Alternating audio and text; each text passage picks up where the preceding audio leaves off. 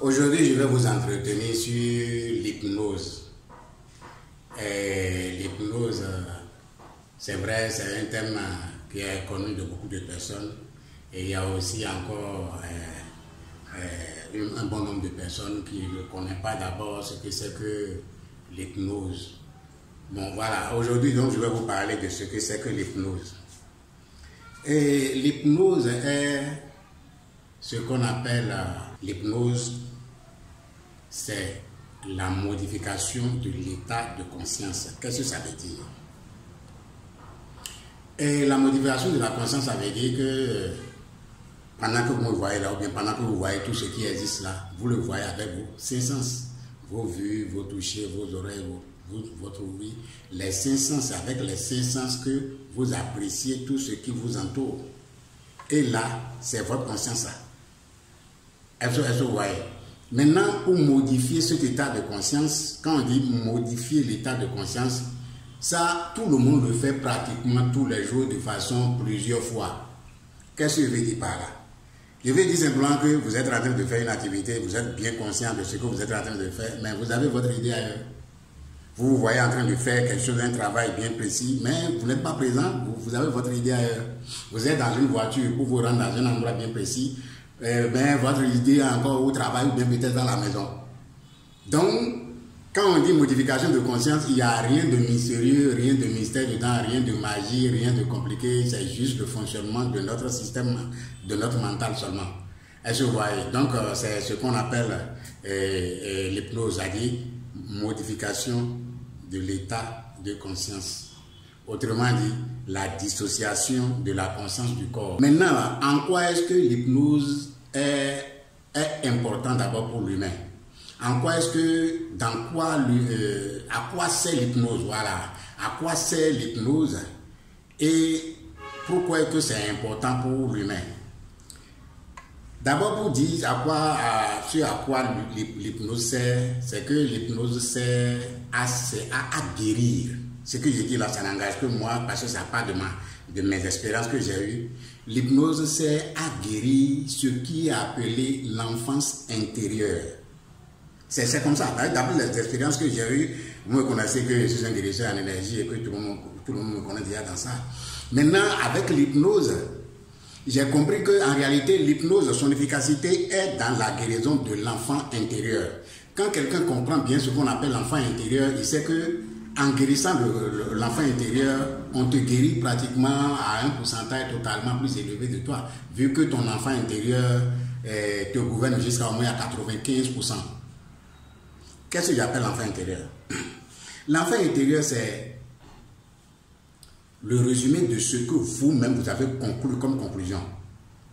Les idées que les gens vous ont injectées, que ce soit dans votre école, dans votre religion, dans votre famille, dans la société, les idées qu'on vous a injectées. Il y a des idées peut-être qui vous ont fait bien, il y a des idées qui vous ont blessé vraiment, il y a des idées mais tout cela reste accumulé sous la forme et appelé sous la forme de l'inconscience et est appelé l'enfance intérieure. Ça veut dire que quoi? Ça veut dire que quand vous avez, depuis l'âge de 4, 5, 6 ans, dans votre école, vous avez une idée déjà de qui sont vos amis, qui sont vos frères, qui sont vos amis, qui sont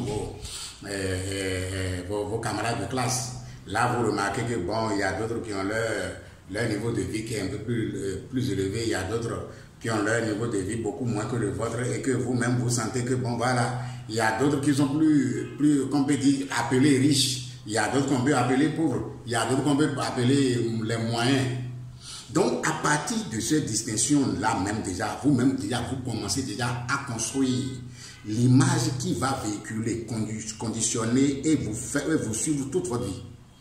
Dans cette image que vous avez des gens qui sont riches, des gens qui sont pauvres, des gens qui sont en tout cas moyens, vous faites votre idée de tout ça là. Donc vous avez votre idée sur la richesse, vous avez votre idée sur la pauvreté, vous avez votre idée sur le moyen. Est-ce que vous voyez? Donc à partir de l'école déjà, quand vous-même vous faites cette distinction là depuis votre petit âge, ajoutez à l'enseignement que l'enseignant vous a donné avec les interdictions, tout ce qui entoure l'enseignement à l'école, dans la rue, dans la famille, dans la société, toutes ces choses-là sont des choses qui vous ont marqué d'une certaine façon. Et comme ça vous a marqué d'une certaine façon, ils sont enregistrés dans votre subconscient. Et c'est ça j'appelle, et c'est ça qui est appelé l'enfance intérieure. Donc, tous les blessures que vous avez eues, toutes les limitations qu'on vous a injectées, toutes les incapacités qu'on a invoquées sur vous, tu ne peux pas ça, tu es incapable, ou bien tous les mots qu'on a répétés sur vous, tout ça là, ont constitué une forme d'hypnose. Une forme d'hypnose qui vous conditionne. Donc vous êtes hypnotisé depuis votre enfance. Donc quand je parle de l'hypnose et donc de parler de l'hypnothérapie, ce n'est rien de nouveau. C'est ce que vous avez vécu ça. Tous les humains ont vécu ça. Donc c'est à partir de votre enfant intérieur que votre blocage d'aujourd'hui se trouve. Votre incapacité se trouve. Votre limitation se trouve. Tout ce que vous n'arrivez pas à faire aujourd'hui ou bien les différents blocages que vous avez eus, c'est dans votre enfance intérieure que ça se trouve. Est-ce que vous voyez? Donc, à partir de cet instant que votre enfance est chargée des choses qui ne vous permettent pas d'évoluer, qui ne vous permettent pas d'avancer, eh bien là, vous êtes sous hypnose même. C'est-à-dire que vous vous êtes fait hypnotiser par votre école, par votre société, par votre famille, par toutes ces personnes-là. Ça vous a hypnotisé.